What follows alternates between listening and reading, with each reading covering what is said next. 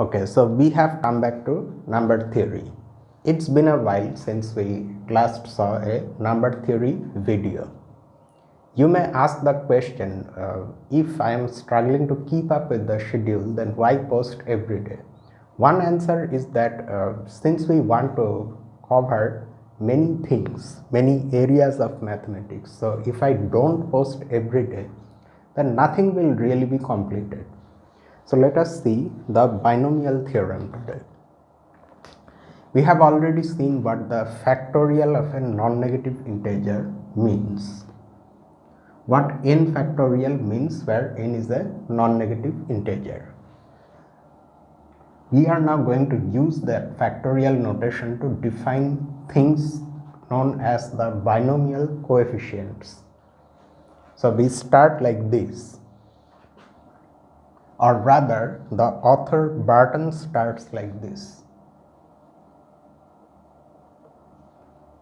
Closely connected with the factorial notation,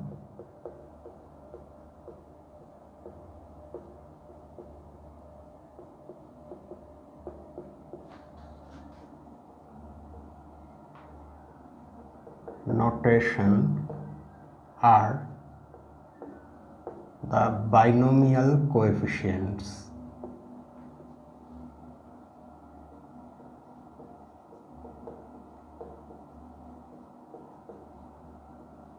Which are some symbols written like this. Okay, in a vertical fashion we write n and k, and we enclose this thing within round brackets.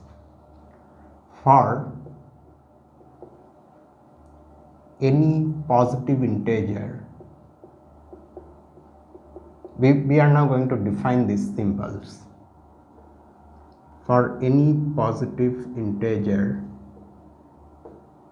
n and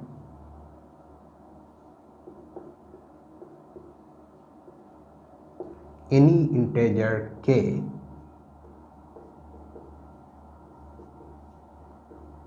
satisfying these inequalities,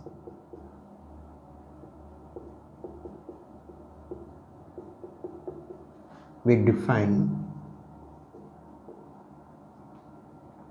the binomial coefficient this to be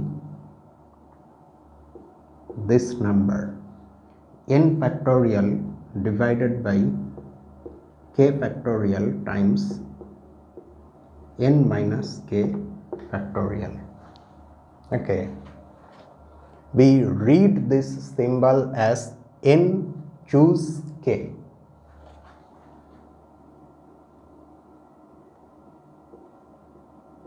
Okay, that's how we say it. Now from the definition we can see a few things immediately. Note that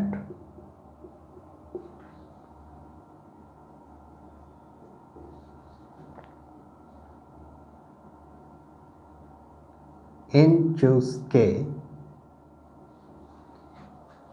if we want to expand this n factorial, that is actually write the meaning of n factorial as a product, then we can write this expression in two different ways. One of them will be this. In place of n factorial, you can choose to write n times n minus 1, that is the normal expansion, but we don't go all the way to 1.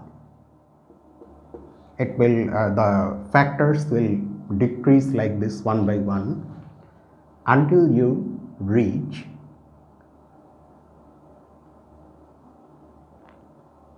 k plus 1.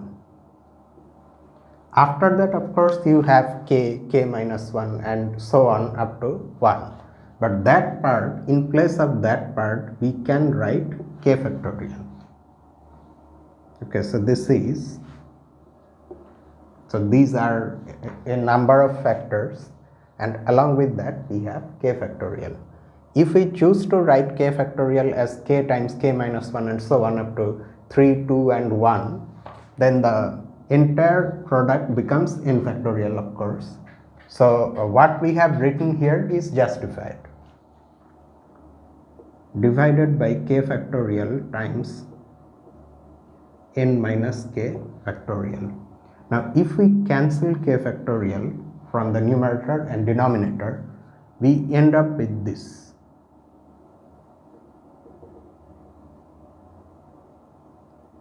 K plus 1 divided by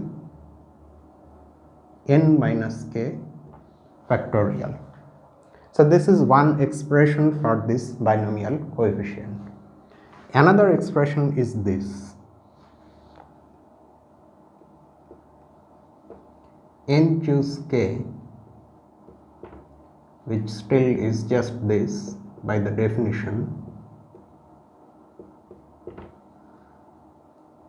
but this time instead of writing the numerator like this, we want to write it in a slightly different manner.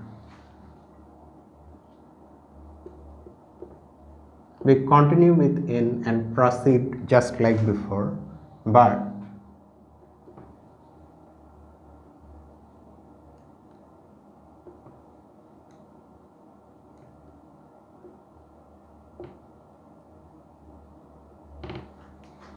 we write till this factor. After that, of course, see actually how are the factors appearing. First we have n minus 0, so we are subtracting nothing from n. Then we subtract 1 from n. Then we subtract 2 from n. So at some stage we will subtract k minus 1 from n. After that we will subtract one more, that is k from n. But from that stage onwards, you can in fact write, instead of writing those factors just like what we did here, we can write n minus k factorial. Okay, do you see what we have done here? N minus k, after that we will have n minus k, n minus k minus 1, after that we have n minus k, and then n minus of k plus 1, n minus of k plus 2, like that all the way up to 1. So that in place of that part we have written n minus k factorial, and in the denominator we have our usual things.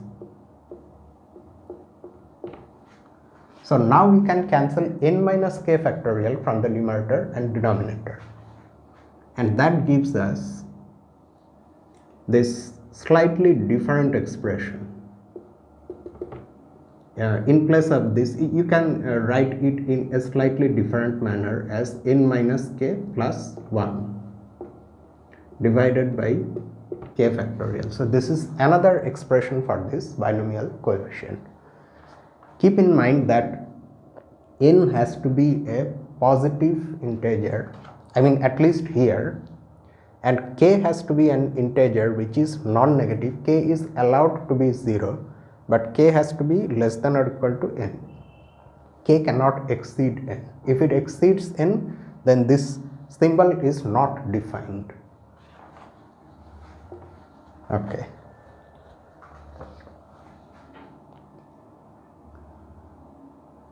For example,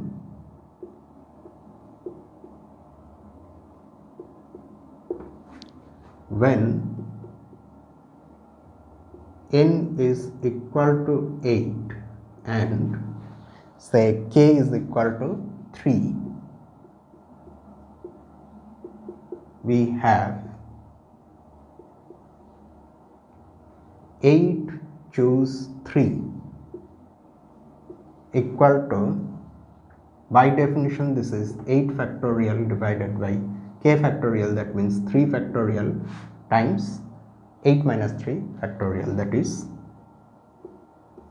5 factorial. So we can do one of these two things with this expression. One is, of course, we can write it like this: 8 times 7 times 6 times 5. Okay, there is actually no need to go that far, no? Because if we are thinking of 5 factorial, then of course there is no need to go that far. But if we are thinking of 3 factorial, then of course we have to still keep going. And now after this we have 3 factorial.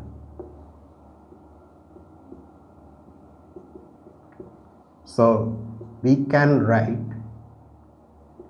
8, 7, 6, 5, 4 divided by 5 factorial. This is one expression for 8 choose 3. Another expression of course is that other thing that we can do.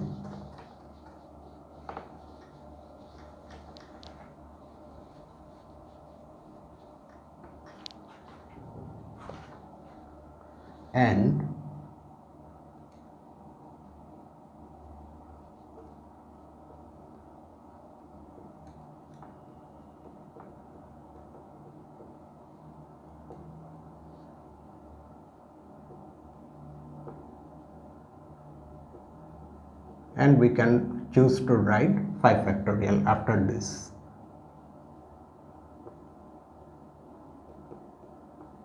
So that this becomes 8, 7, 6 divided by 3 factorial. This expression is somewhat easier to remember, because you see, whatever you have here, the second number or the number that comes below the number that comes above, that in this case is 3, in general it's k.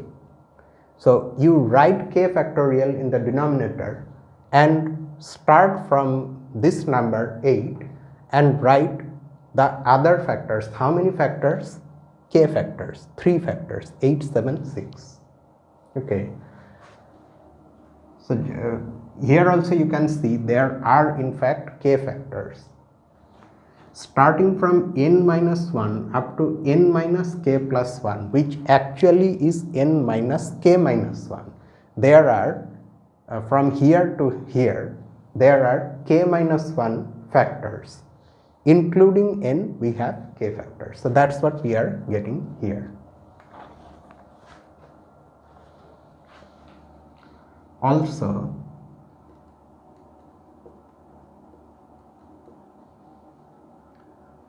okay, so what is this? NC0 and NC1 for any positive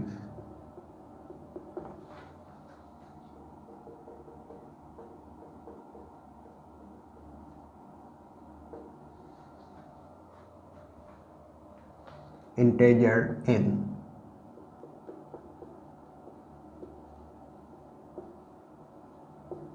We see that n choose 0 is n factorial divided by 0 factorial times n minus 0 factorial, which is n factorial. Since 0 factorial is by convention 1, so this vanishes and we are left with n factorial by n factorial. So that is equal to 1. And just like that, n choose n. So these are two extreme values that k can take. K can take, the least value k can take is 0 and the largest value is n. So in both these cases we will get 1.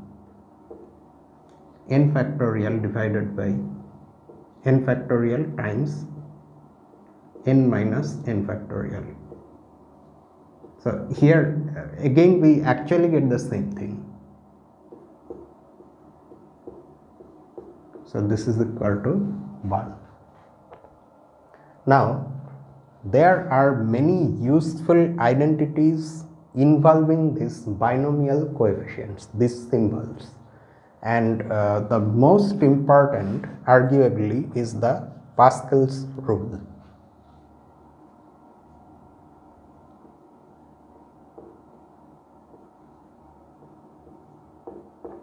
which is this.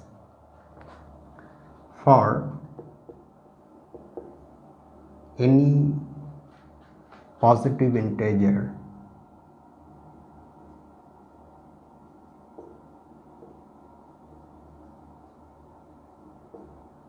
n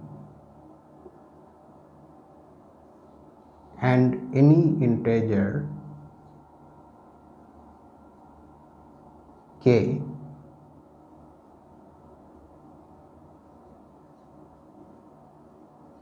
satisfying these inequalities. We are considering k to be positive. There is a reason. We have this: n choose k plus n choose k minus 1 is equal to n plus 1 choose k. There is in place of these symbols there is another notation that denotes the same thing, the binomial coefficients, which is this. One also writes this in place of this. However, I think this is old usage, and in this usage, instead of saying n choose k, we say nck, simply just what it looks like. Okay, sometimes these things are also used, but the modern usage is these symbols, okay, for binomial coefficients. So we now want to establish this identity. So let us see. We can of course start with the left hand side and show that it's equal to the right hand side, but a better way is given here.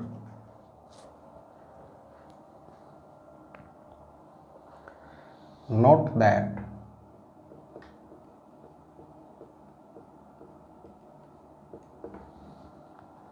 note this identity first. 1 over k plus 1 over n minus k plus 1 is equal to n plus 1 divided by k times n minus k plus 1. Just take LCM and do the usual calculations, and you end up with that n plus 1, because you see, when you take LCM and write everything that you are supposed to write, in the numerator you have n minus k plus 1 plus k. That minus k and plus k, they cancel out, and we are left with n plus 1 in the numerator. So this identity is obvious. Now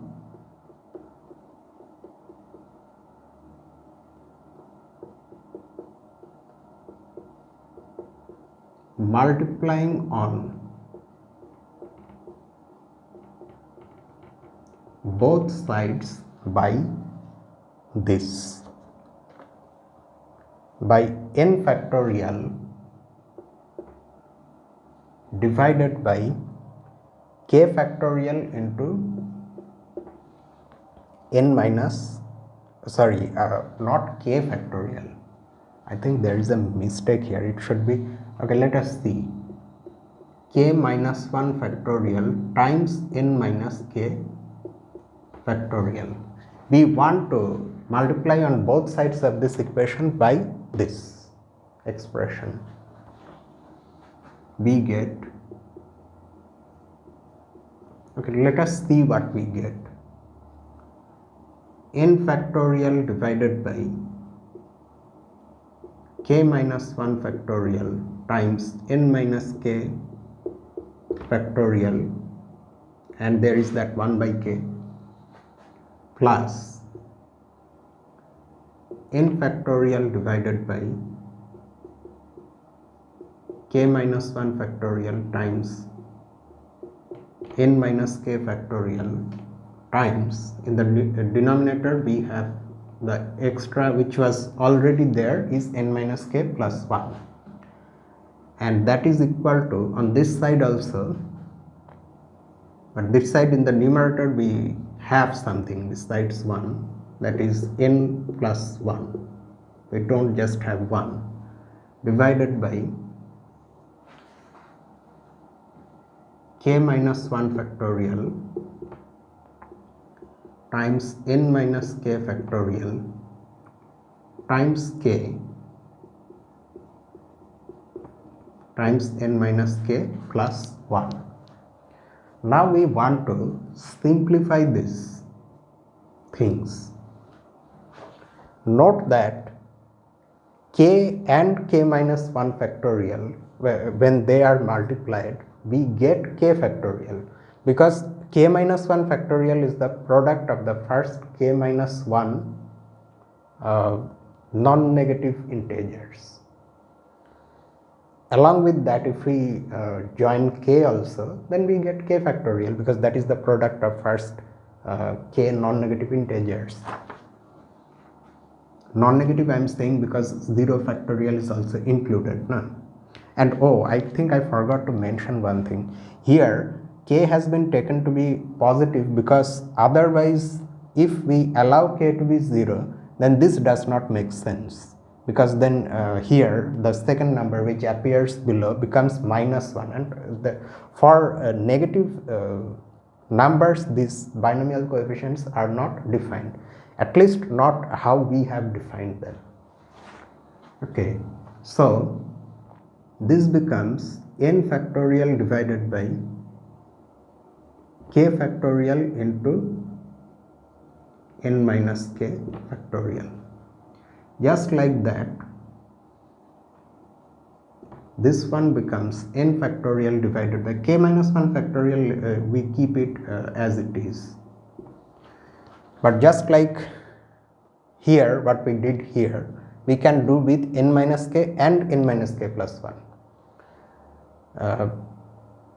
So these two things give us n minus k plus 1 factorial. And on this side also we do a similar thing, but the same thing will happen now in the numerator also. We have n plus 1 and n factorial, so they give us n plus 1 factorial. Just like that, k minus 1 and k, they give us k factorial, n minus k and n minus k plus 1, exact same thing we had here also. So n minus k plus 1 factorial. Okay.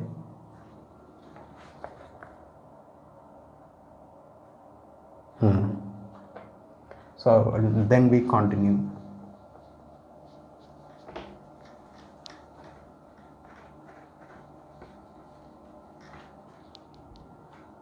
And this implies this directly from the definition of the binomial coefficients, this is equal to n choose k plus. What about this? We can also write this expression like this: k minus 1 factorial times n minus of k minus 1 factorial, and on the right hand side we have n plus 1 factorial divided by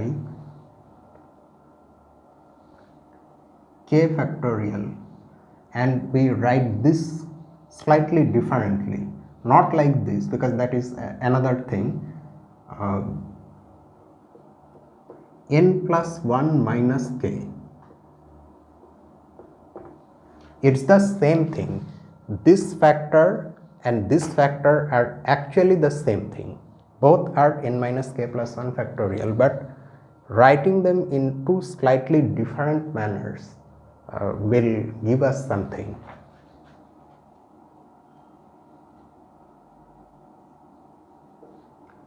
So according to the definition, this becomes n choose k minus 1, because that's how the definition appears if in place of k we have k minus 1.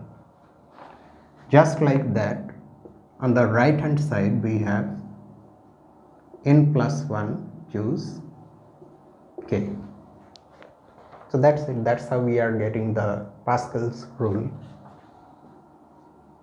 This rule is very important and it is being shown before showing the other rules, because we can use this rule to actually prove what is known as the binomial theorem. Now before we go to the binomial theorem, let us see what sort of numbers does this rule generate. This relation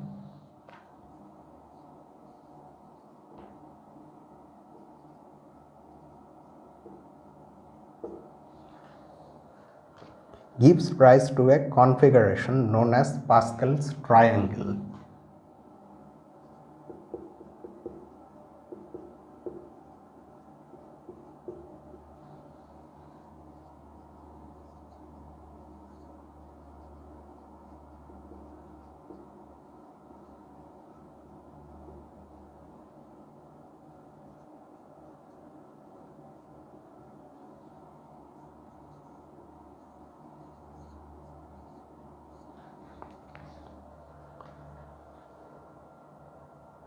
In which the binomial coefficient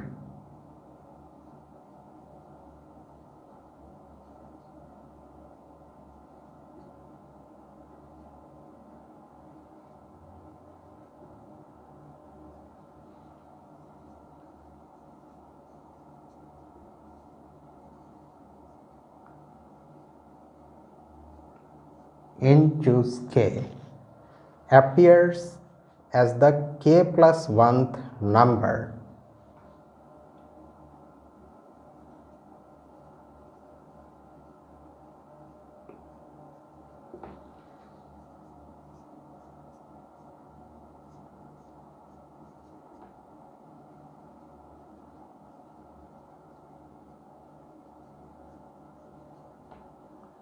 in the nth row. Let us now see what that thing is.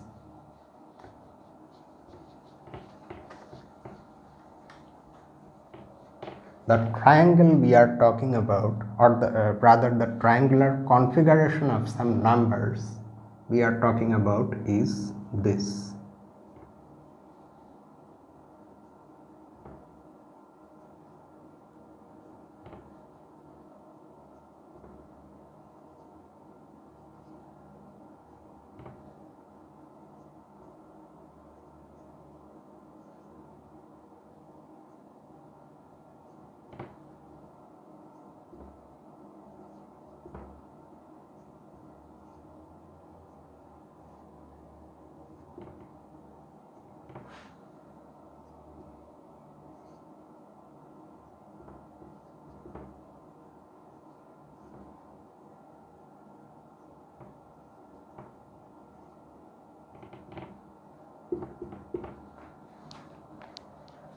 Okay, this triangular configuration. The rule of formation is clear.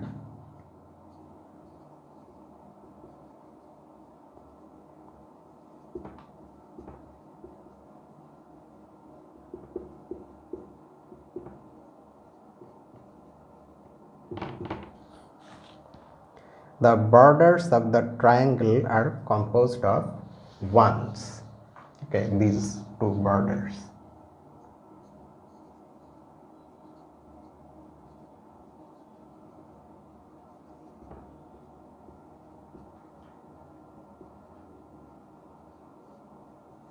Let me refill, running out of ink.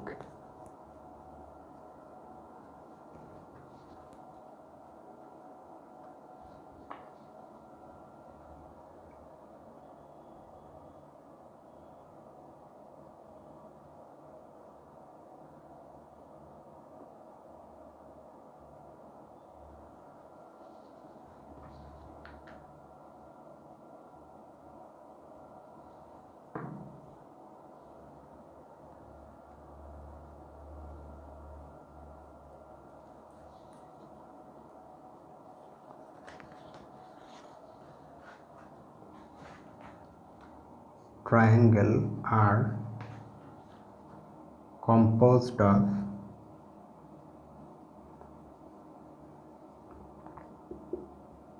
ones.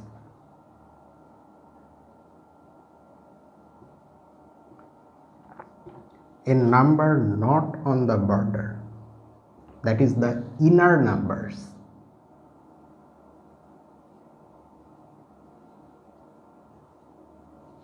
not on the border, is the sum of the numbers nearest it in the row above.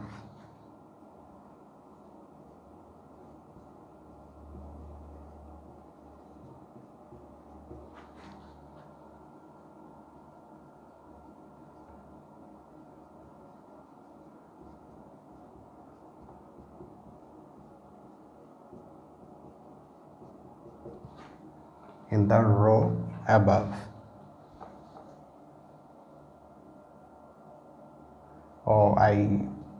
Okay, we will see, because we have the things here. No?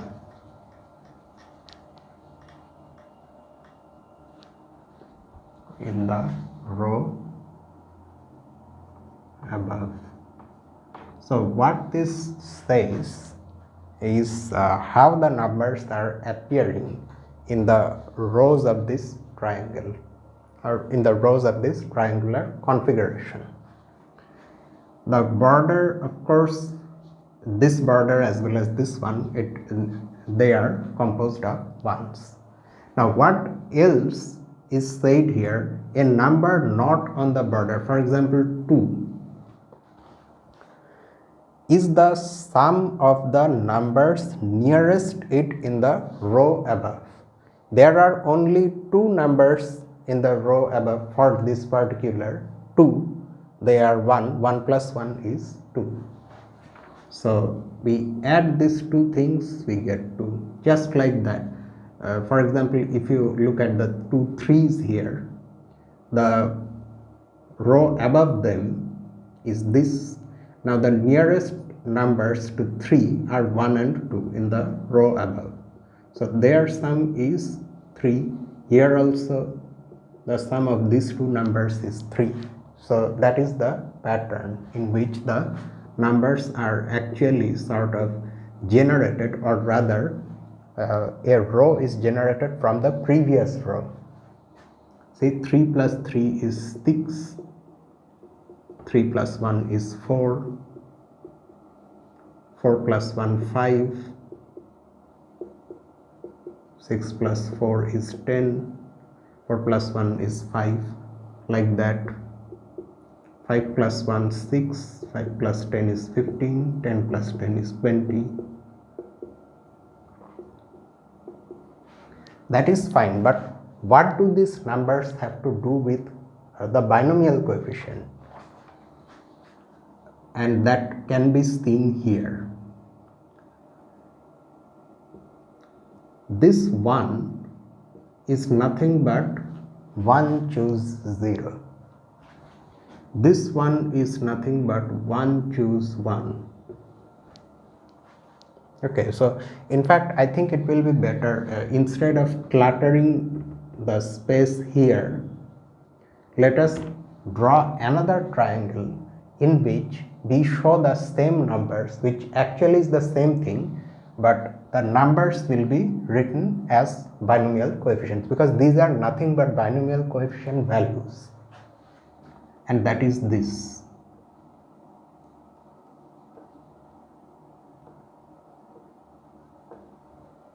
Should I have started a little smaller? Okay, we will see. 2 is 0, 2 choose 0, choose 1.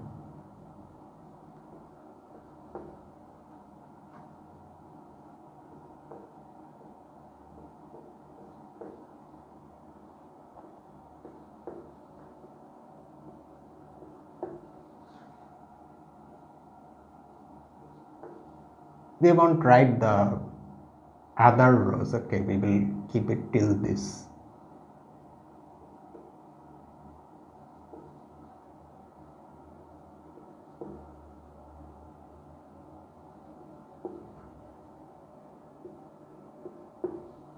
and of course things go on and on without any end.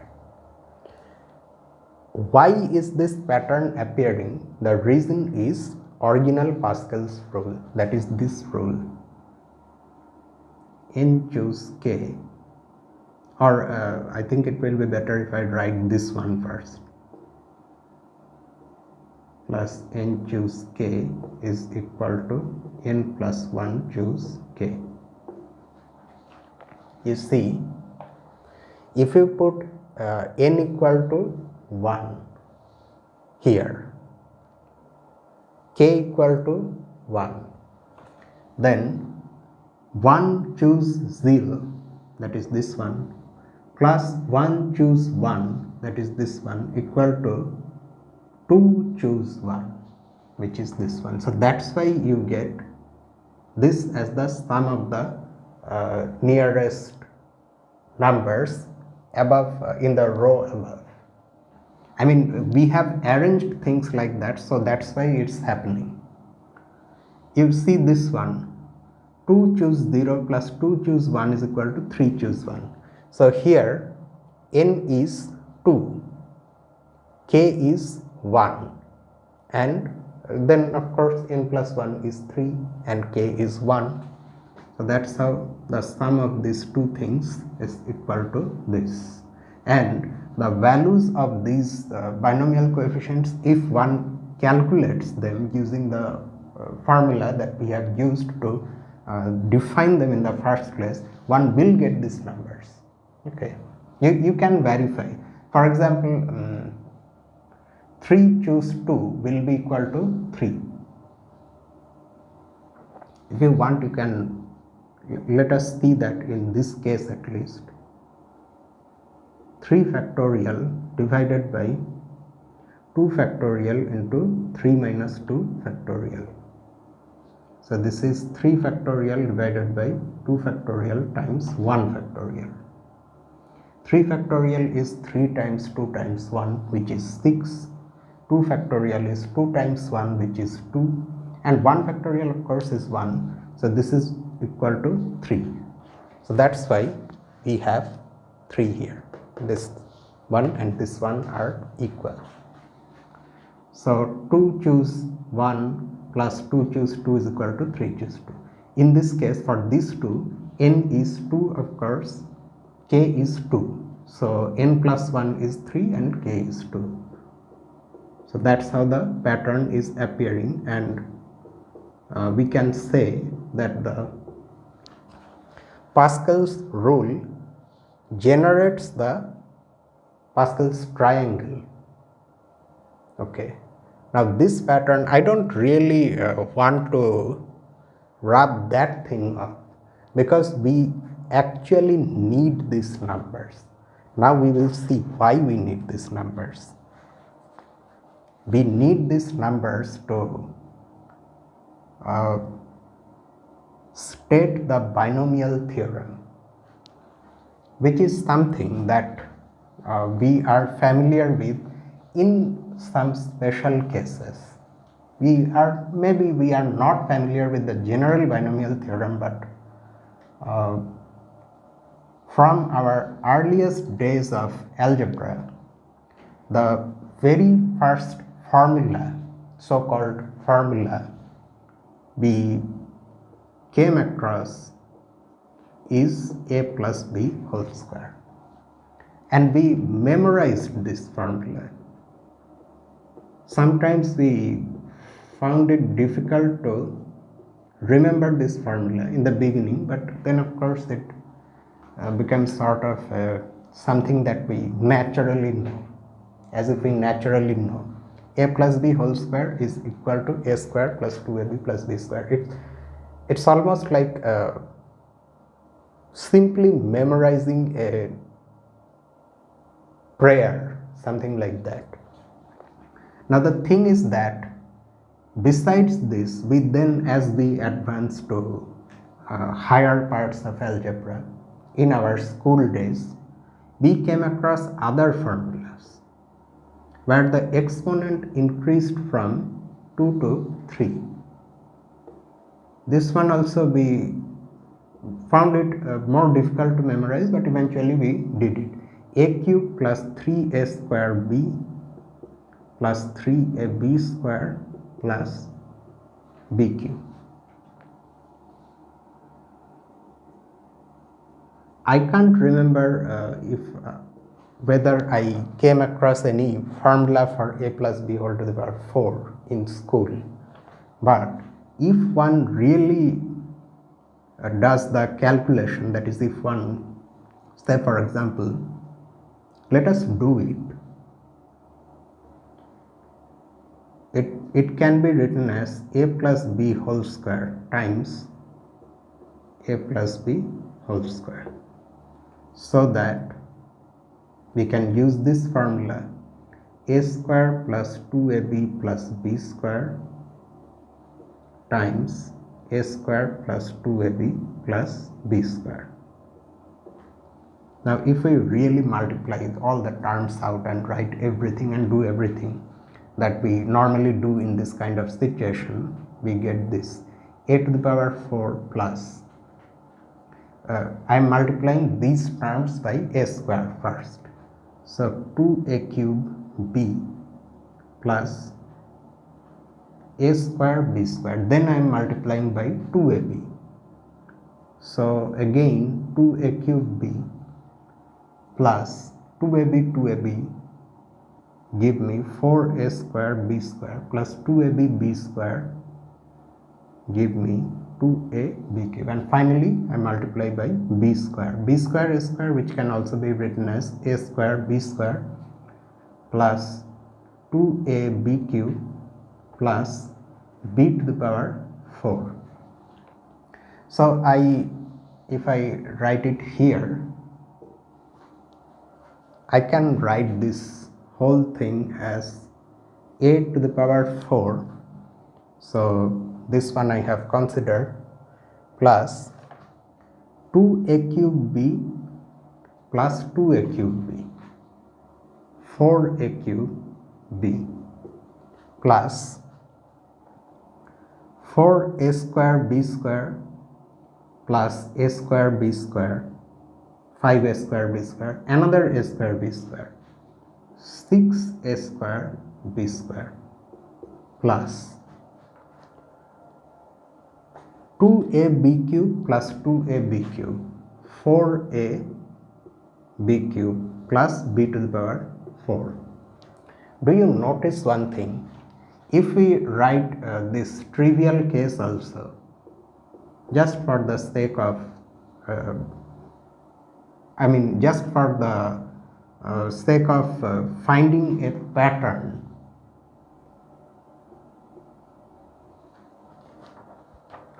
we can almost see what the AB terms are.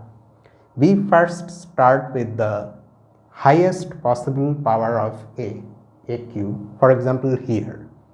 Then where b is not present, then we come to the next lower power of a square, but the power of b has increased, or rather the exponent of b has increased. Here if you can think of this term like this, a cube times b to the power 0, but then we have a square times b to the power 1. Then it further decreases, that one increases, a times b square, and then eventually a vanishes and b gets the largest exponent 3. That is fine, but what about the coefficients? Here we have 1, 3, 3, 1. There in the previous one we had 1, 2, 1. Even before that, where things started, we have 1, 1. And for this one, we have 1, 4, 6, 4, 1.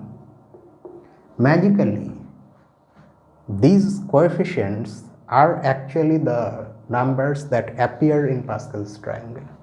You see 1, 1, 1, 1, 1, 2, 1, 1, 2, 1, 1, 3, 3, 1, we have them here, 1, 4, 6, 4, 1. 14641.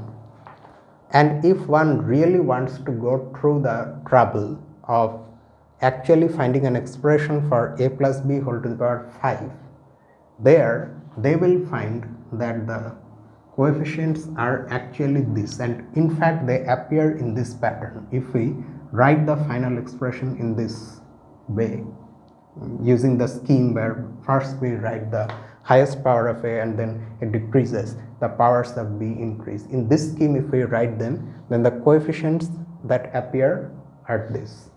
So from this, one can guess a general formula for writing an expansion for a plus b whole to the power n, where n is any positive integer. N can take the value 1 or 2 or 3 or 4 or any positive integer, and this is only a guess, okay. And in place of this, one can write this.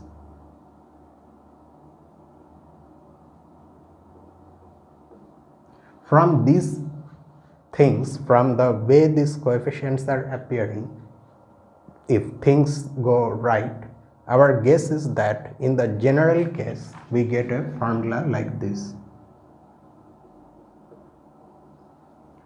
Just like how we had a to the power 4 here, then we have a cube b, so a to the power n, a to the power n minus 1 times b plus n choose 2, a to the power n minus 2 times b square. The sum of the exponents that are appearing in the powers of a and b, that should be equal to n. Here that the only exponent is n, so that is n.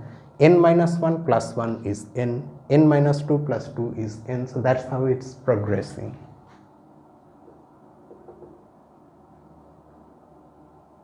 The penultimate term will be this, and the ultimate term or the last term will be this. That is our guess, okay. Fortunately, the guess turns out to be correct, and we get this formula which is known as the binomial formula, and the theorem that says that this statement is true, that is known as the binomial theorem. So let us now write the things formally actually.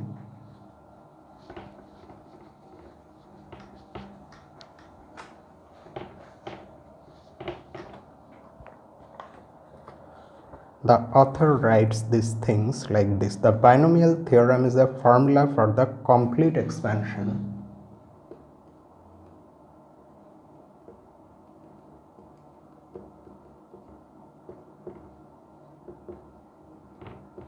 theorem is a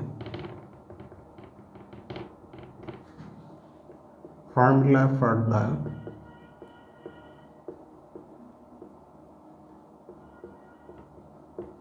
complete expansion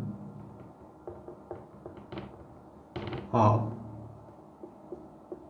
a plus b whole to the power n, where n is a positive integer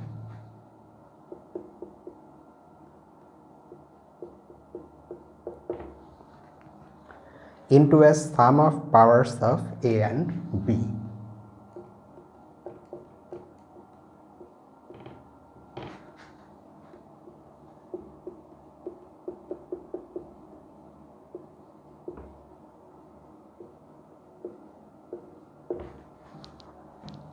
Okay, precisely this sum, that's what we are guessing. By direct multiplication, it's easy to verify. Since we have written these things, so we are not going to write them. Okay, so our guess is that in the general case, this is the formula. So we now understand why we wrote these things. Okay, to see the connection between the binomial coefficients and why they are called the binomial coefficients in the first place. That is because they appear as coefficients of the terms in the binomial theorem or the binomial formula. That's why these symbols are known, or these numbers are known as the binomial coefficients. So let's wrap this part off. We don't need this part anymore, and we can use the summation notation to write this sum in this compact form. Summation of n choose I times a to the power n minus I times b to the power I, where I varies from 0 to n. So we want to prove this.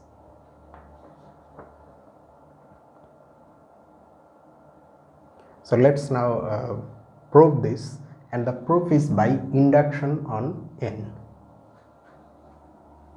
Oh, I have written on both sides now. Let us start from here, and then you see this, so we are going to prove this.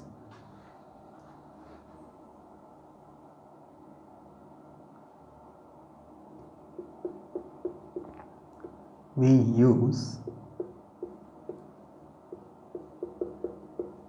induction on n to prove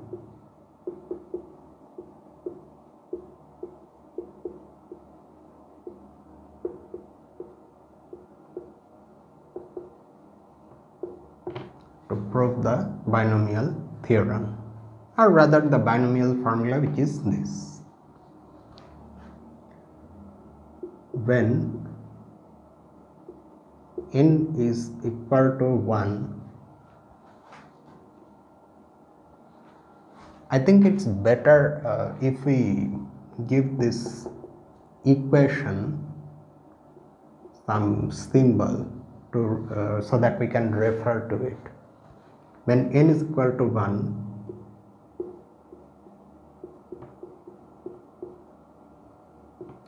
the left hand side of equation star is of course a plus b whole to the power 1, and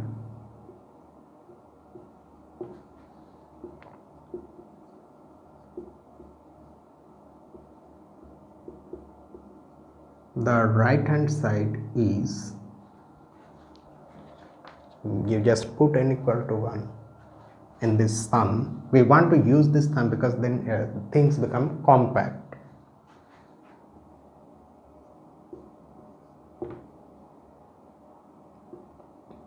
One choose I, a to the, okay, this space is not enough.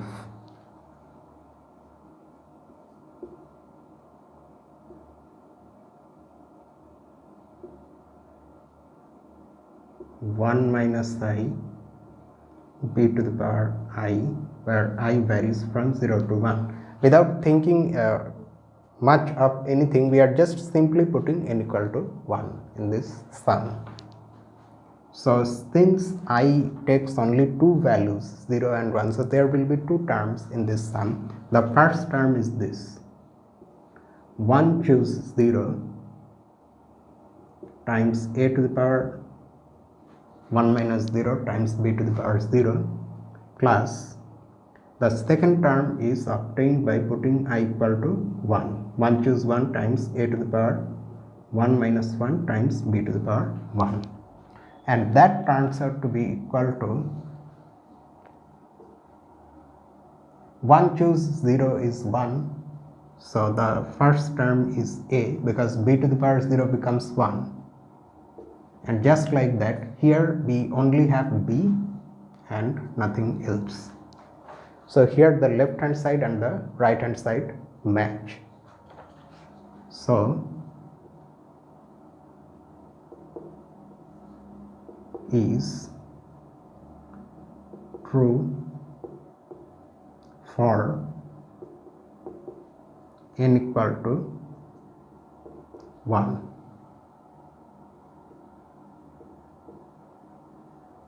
Assume that this is true for n equal to k, where k is some positive integer.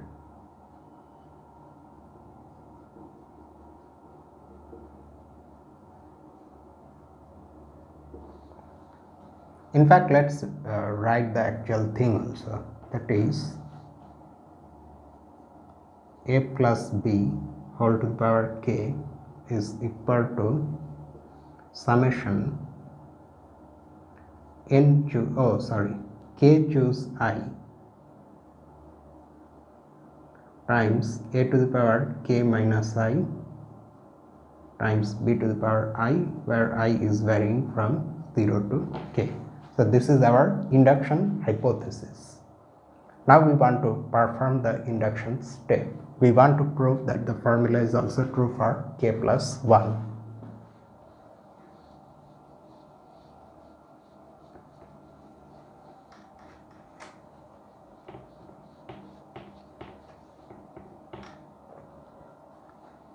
Now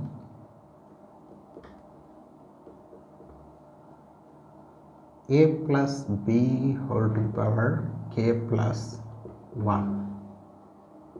So this can be written as a plus b times a plus b whole to the power k. For this one we use this assumption, that is our induction hypothesis.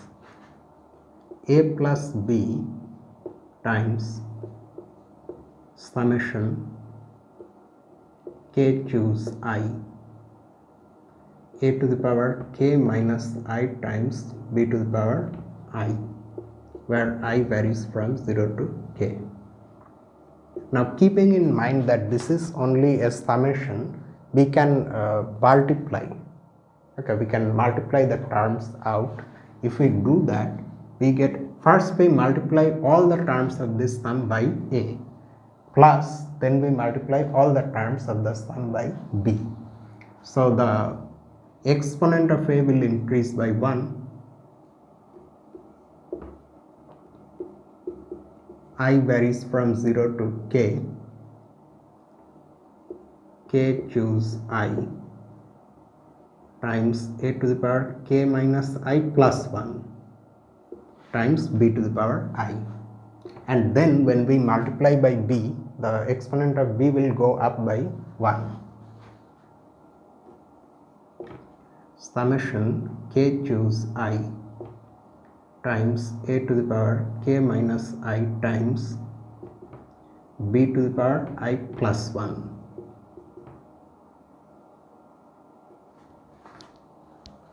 Okay, now we do a trick.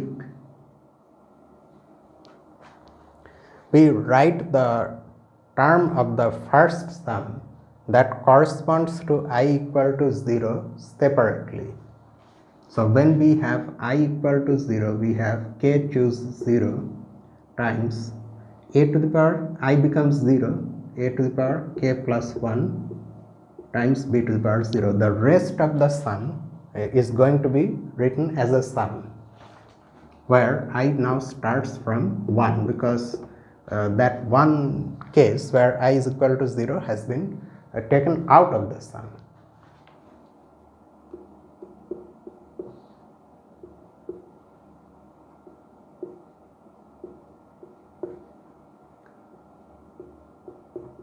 K minus I plus 1 times b to the power I.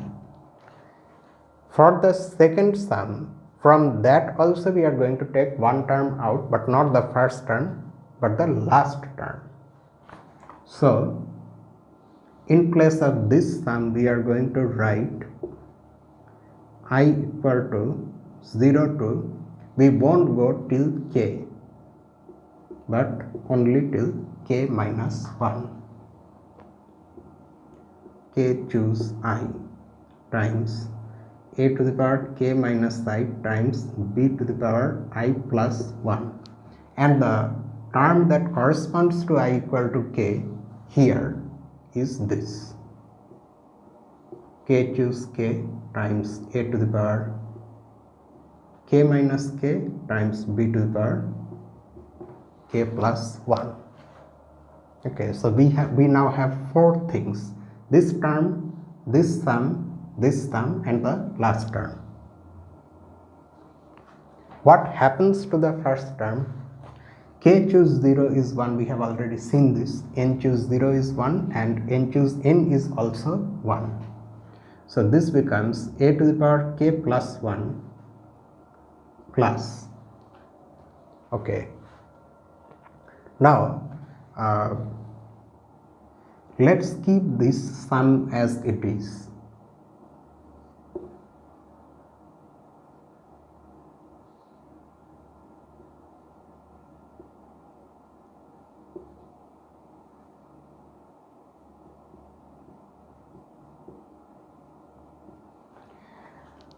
But the second sum, we are going to make a change to the second sum. We will see what change.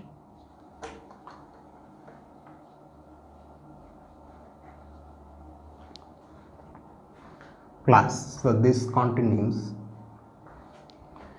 Note that the index that is varying in the second sum, which is I, that starts from 0 and it goes to k minus 1. Okay, now we want to make in place of I, we want to write an index that starts from 1. So in place of I, we would then have to write I minus 1. If you don't get what I am saying, I will elaborate. Okay, let me first write the thing after we change it. Okay, for the sake of better understanding, for the time being, let me just write j, where j varies from 1 to k.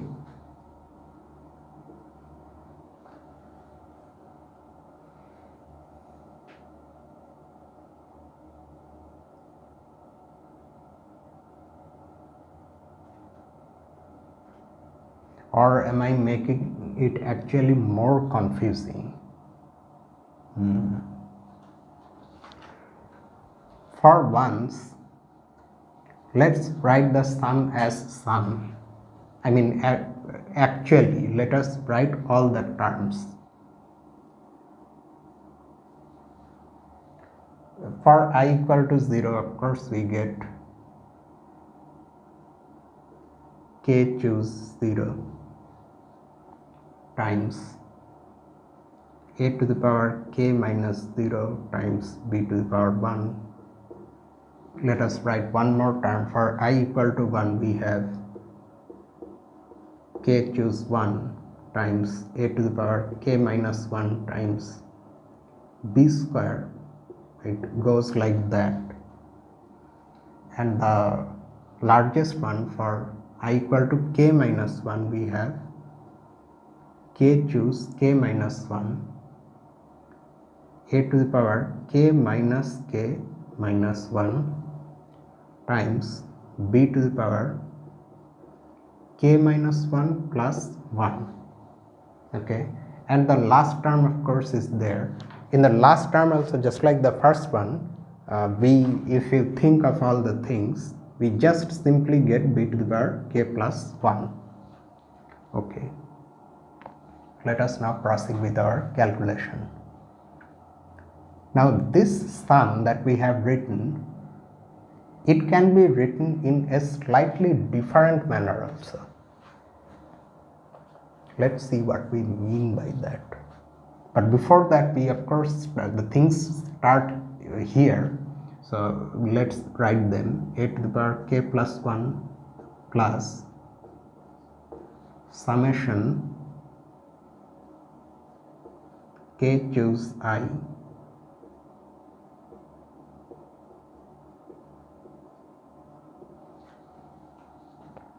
plus. Okay.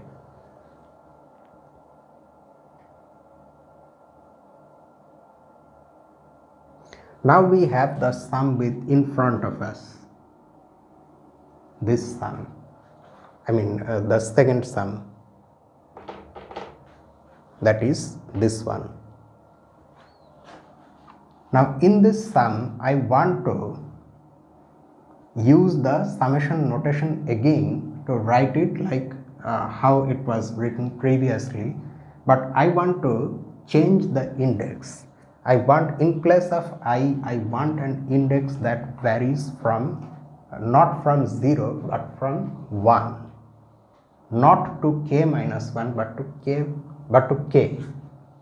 Can I do that?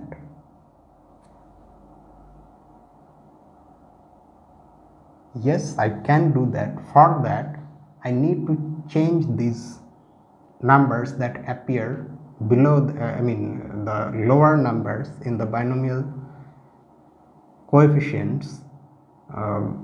I need to change these numbers. So in place of 0, let me write 1 minus 1. Okay. Here also I am going to write k minus 1 plus 1. Okay. B to the power 1. So this is the first term. Nothing has changed. We just simply wrote it slightly differently. K choose 2 minus 1. A to the power k. So what will the corresponding thing be here? K minus 2 plus 1 is k minus 1. B square. Okay. And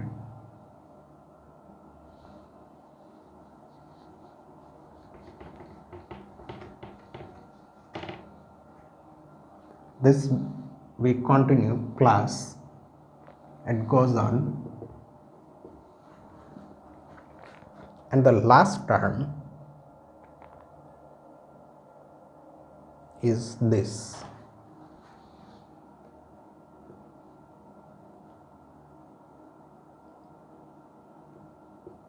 Okay, we just keep k minus 1 as k minus 1, and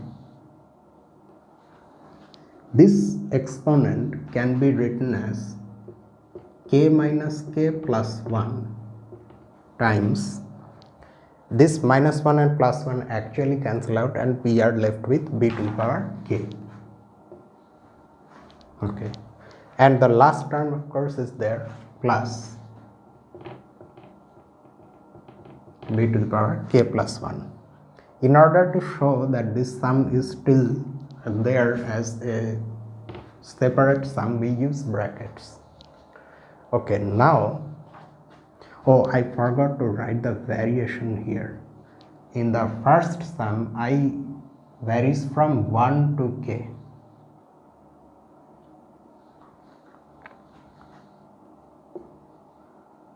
So the first term is a to the power k plus 1, and the first sum remains the same, where I varies from 1 to k.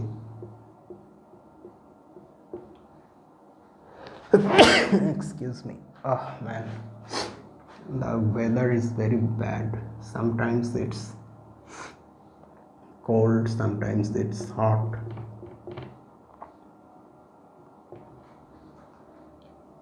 Plus, okay, now we want to write this sum using summation notation. So what we do is we notice this pattern. K choose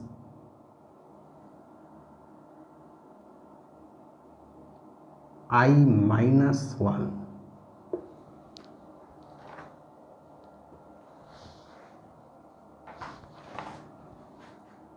A to the power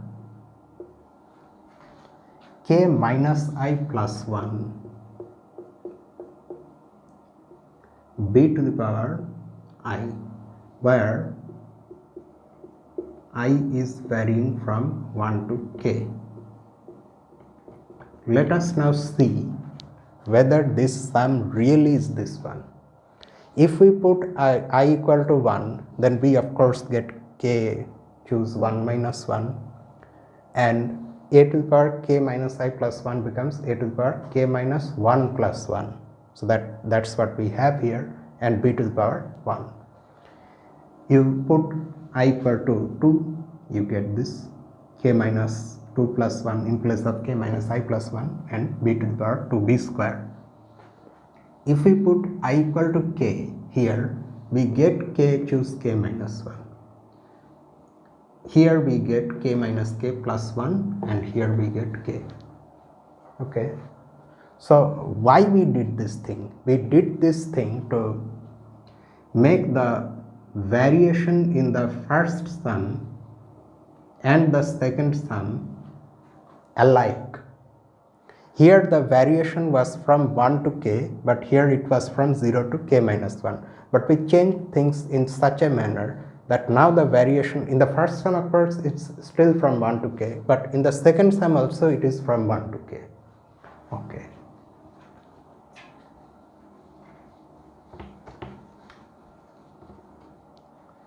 Now, the good thing about this situation is that this is a sum, this is another sum.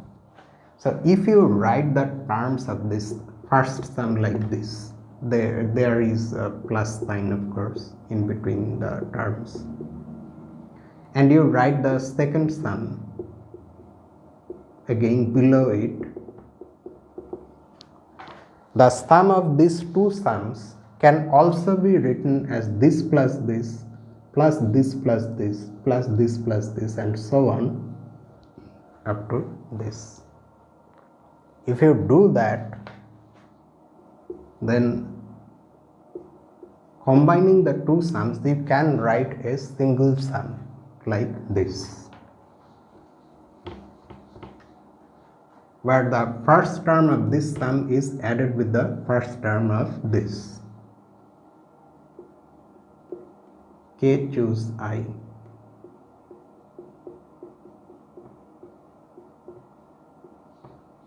Plus this one.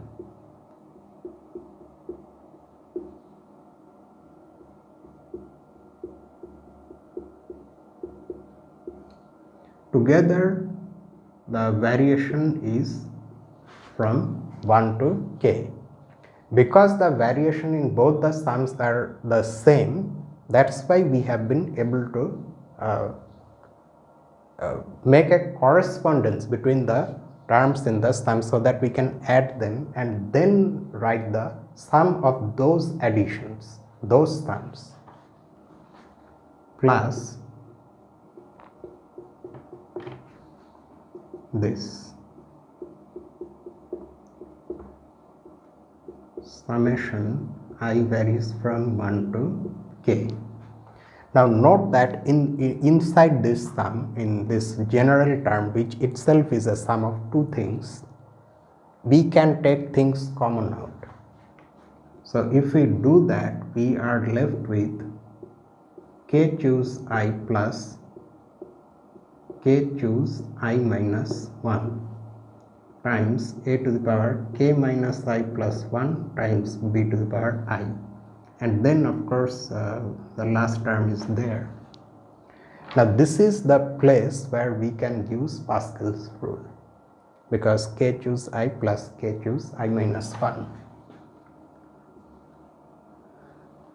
So we of course are going to write what we want to write here, but simultaneously let's change this term also. We choose to write in place of this k plus 1 choose 0 times a to the power k plus 1 times b to the power 0, and then this sum equals 1 to k plus, using Pascal's rule, this becomes k plus 1 choose I, and this exponent can be written a little differently like this: k plus 1 minus I times b to the power I. Just like what we did with the first term, we can do a similar thing with the last term.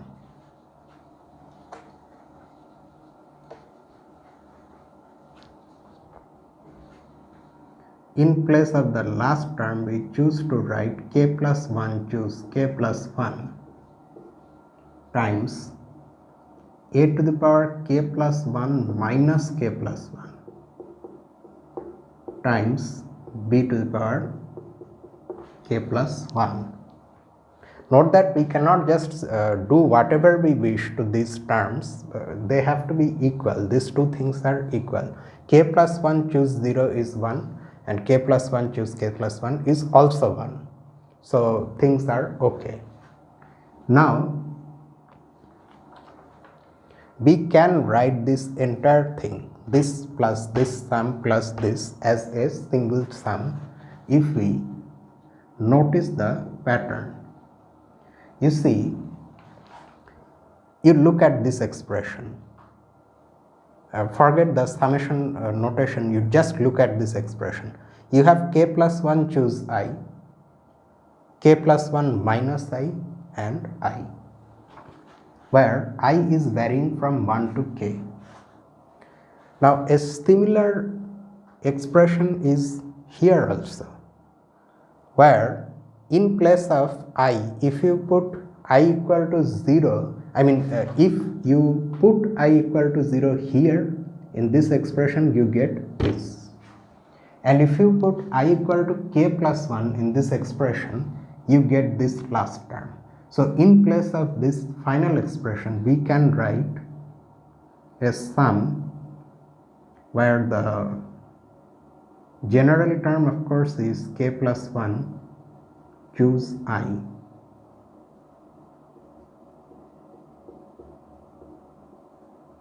this, and I, instead of varying from 1 to k, now it has two additional terms. To account for that, I varies from 0 to k plus 1. When I is 0, we get this. When I is k plus 1, we get this. And in between, I varies from 1 to k.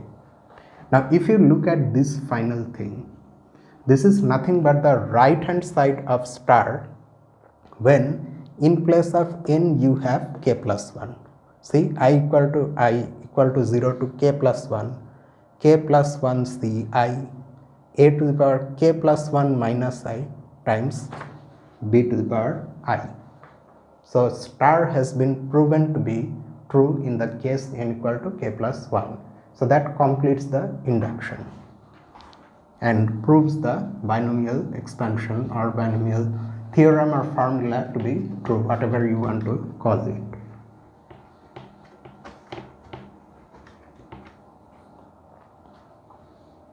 So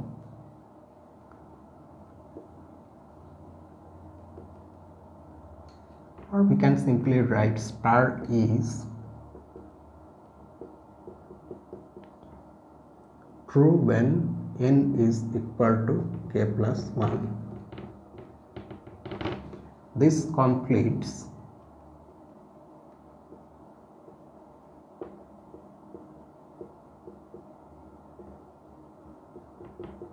the induction and proves the binomial theorem.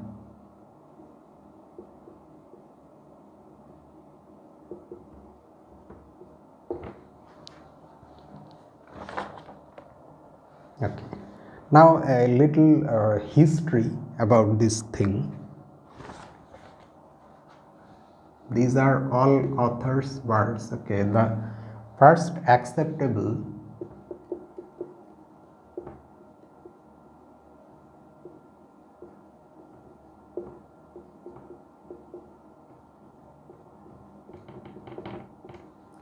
formulation of the method of mathematical induction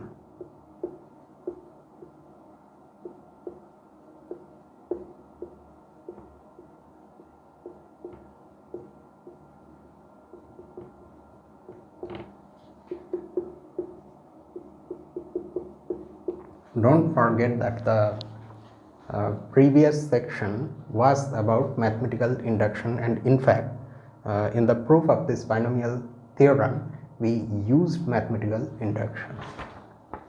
So the first acceptable formulation of this method appears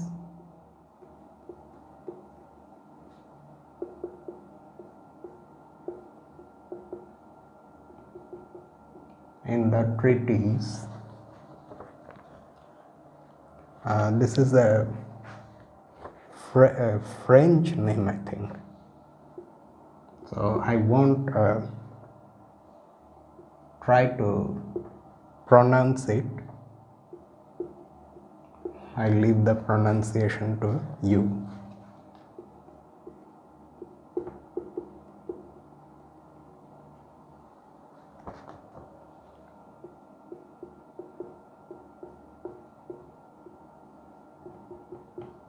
TIQUE.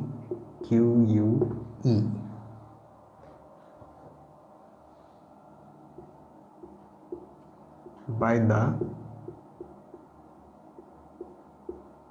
17th century French mathematician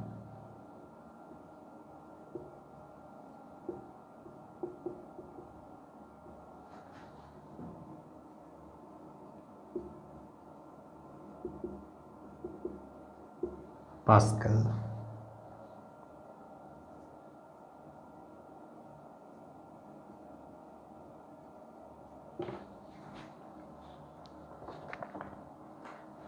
This short work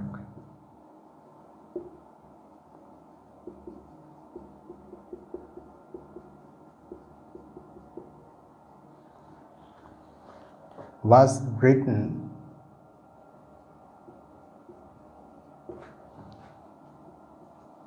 in 1653, way back in those days, but not printed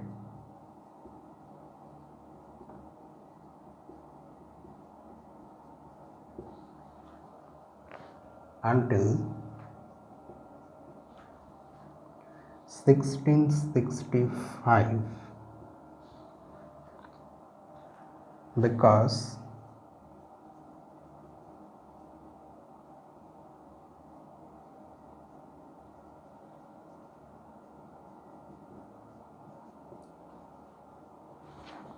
Pascal had withdrawn from mathematics by then.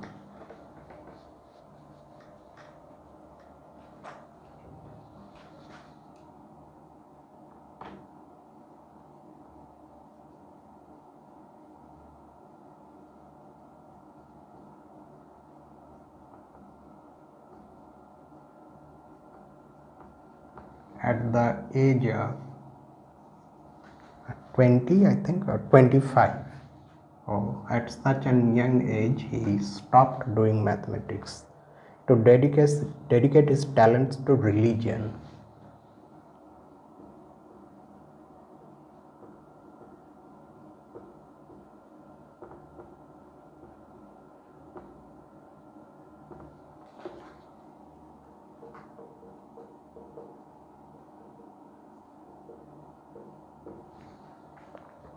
Which is unfortunate, but who am I to judge? It is his life, it was his choice. We should be grateful for what he did to mathematics. His careful analysis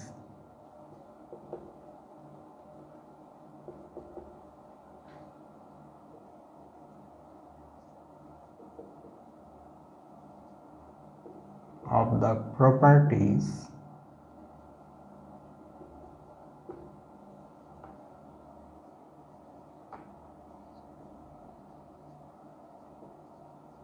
of the binomial coefficients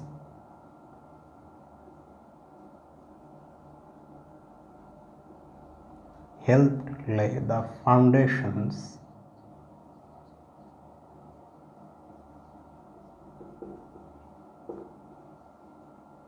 of the modern probability theory.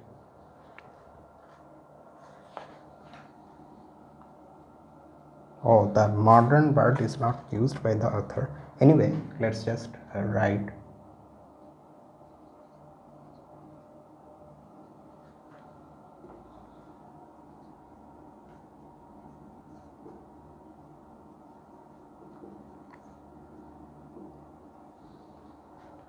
In those days, probably probability theory involved like what you generally see in school.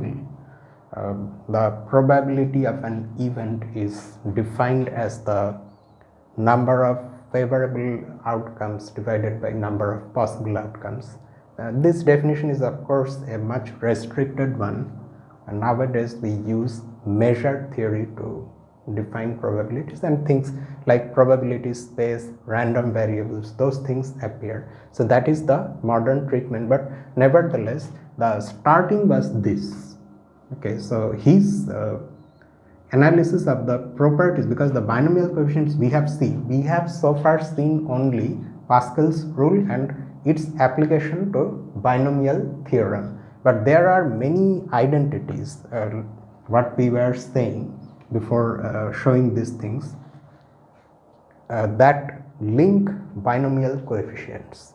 So those are properties of binomial coefficients, and they were studied by Blaise Pascal. I don't really know if it's pronounced Blaise because it's a French name. Maybe I'm butchering the name. If that is so, then I'm extremely sorry.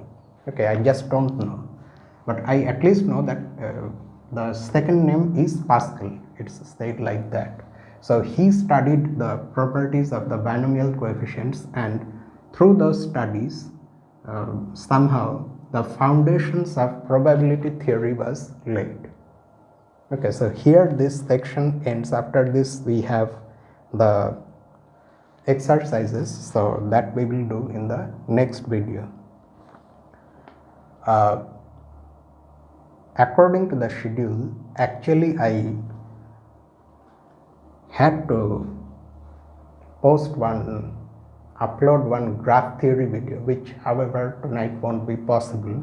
So I will try to do it tomorrow with our fields, our videos on fields and vector spaces. So tomorrow two videos will be there. Okay, one on fields and one on vector spaces, but if time permits and situation permits, I will also try to upload a graph theory video. If that is not possible, then just rest assured there will be a graph theory video tomorrow or in some other day. Okay, so with this I end this video. You can write in the comment section your thoughts about these things, or whatever you want to say to me. So that will be all for tonight. So until the next one, this is me, Lucifer, from a mathematical room. Have a nice night.